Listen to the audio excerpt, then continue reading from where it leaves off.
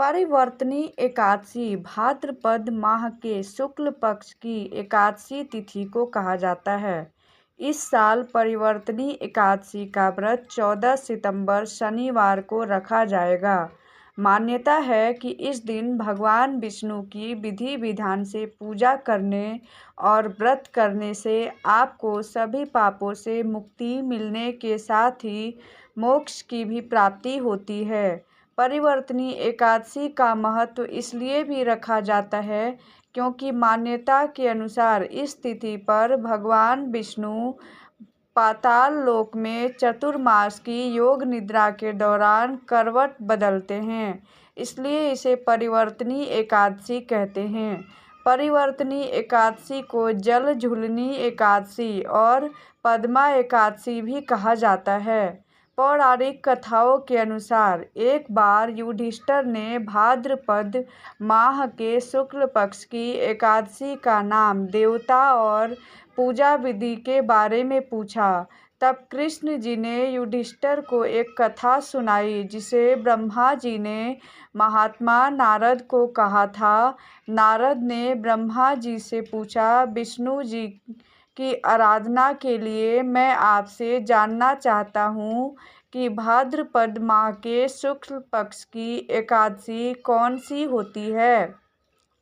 ब्रह्मा जी ने कहा, आपने मुझसे उत्तम प्रश्न किया है। भादो माह के शुक्ल पक्ष की एकादशी को पद्मा के नाम से जाना जाता है। इस दिन भगवान ऋषिकेश की पूजा की जाती है। सूर्यवंश में मानधाता नामक एक चक्रवर्ती, सत्य प्रतिज्ञा और प्रतापी राजर्षि, जो राजा और ऋषि दोनों हो गए हैं, उनके राज्य में अकाल नहीं पड़ता था।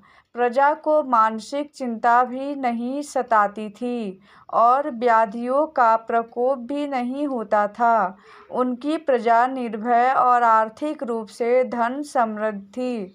महाराज के कोष में केवल ईमानदारी से अर्जित धन का ही संग्रह था। उनके राज्य में समस्त वर्णों और आश्रमों के लोग अपने अपने धर्म में लगे रहते थे। मानधाता के राज्य की भूमि कामधेनु के समान फल देने वाली थी। उनके राज्यकाल में प्रजा का जीवन काफी सुखमय था। एक बार किसी कर्म के फल योग के कारण राजा के राज्य में 3 वर्षों तक वर्षा नहीं हुई, जिससे भूख से पीड़ित प्रजा नष्ट होने लगी। प्रजा महाराज के पास आकर कहने लगी कि आपको प्रजा की बात सुननी चाहिए। जल भगवान का निवास स्थान है, इसलिए वे नारायण कहलाते हैं। नारायण स्वरूप भगवान विष्णु सर्वव्यापी हैं। वे ही मेघ स्वरूप होकर वर्षा करते हैं और वर्षा से अन्न पैदा होता है और अन्न से प्रजा जीवित रहती है। महाराज, इस समय अन्न के बिना प्रजा का नाश हो रहा है, अतः कोई उपाय कीजिए। राजा ने कहा कि आपने सही कहा, अन्न को ब्रह्म कहा गया है। अन्न से ही प्राणी जीवित रहता है। पुराण में भी विस्तृत रूप से वर्णन किया गया है कि राजाओं के अत्याचार से प्रजा को पीड़ा होती है, लेकिन जब मैं विचार करता हूँ तो मुझे इसमें मेरे कोई अपराध नहीं नजर आते हैं। फिर भी प्रजा के हित में पूरा प्रयास करूँगा। ऐसा निश्चय करके राजा मानधाता कुछ व्यक्ति को साथ लेकर भगवान को प्रणाम करने वन की ओर चल पड़े। वहाँ मुनियों और तपस्वियों से मिले। एक दिन उन्हें ब्रह्मपुत्र अंगिरा के दर्शन हुए। उनको देखते ही राजा ने दोनों हाथ जोड़कर मुनि के चरणों में प्रणाम किया। मुनि ने भी राजा का अभिनंदन स्वीकार किया और राज्य के बारे में पूछा। राजा ने प्रजा का हाल बताकर मुनि के स्वास्थ्य के बारे में पूछा।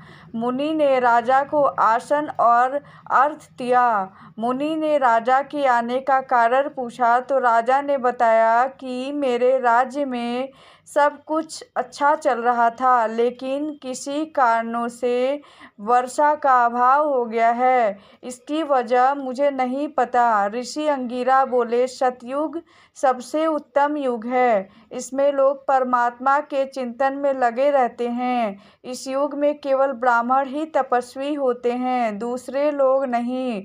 तुम्हारे राज्य में एक शूद्र तपस्या करता है और इसकी कारण वर्षा नहीं होती है। तुम इसके प्रतिकार में यज्ञ करो, जिससे यह दोष शांत हो जाए। राजा ने कहा, मुनिवर, एक तो वह तपस्या में लगा है और उसका कोई अपराध भी नहीं है, इसलिए मैं उसकी तपस्या अवरोध नहीं उत्पन्न करूँगा।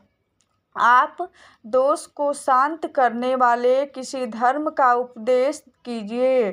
फिर ऋषि ने कहा कि ऐसी बात है तो एकादशी का व्रत करो। भाद्रपद माह के शुक्ल पक्ष की पद्मा नाम से एकादशी होती है। इस व्रत के प्रभाव से निश्चित ही समस्या का हल मिलेगा और तुम अपनी प्रजा और परिवार के सदस्य के साथ इसका व्रत कर सकते हो। ऋषि का ये वचन सुनकर राजा वापस घर लौट आए और चारों वर्णों के प्रजा के साथ मिलकर भाद्र माह के शुक्ल पक्ष का पद्मा एकादशी व्रत रखा। इस व्रत से राज्य में बारिश होने लगी और हरी भरी खेती से पृथ्वी सुशोभित होने लगी। प्रभु श्री कृष्ण ने कहा कि युधिष्ठिर, इस कारण पद्मा यानी परिवर्तनी एकादशी व्रत का करना चाहिए। इस व्रत कथा को पढ़ने और सुनने से व्यक्ति के सभी पापों का नाश होता है।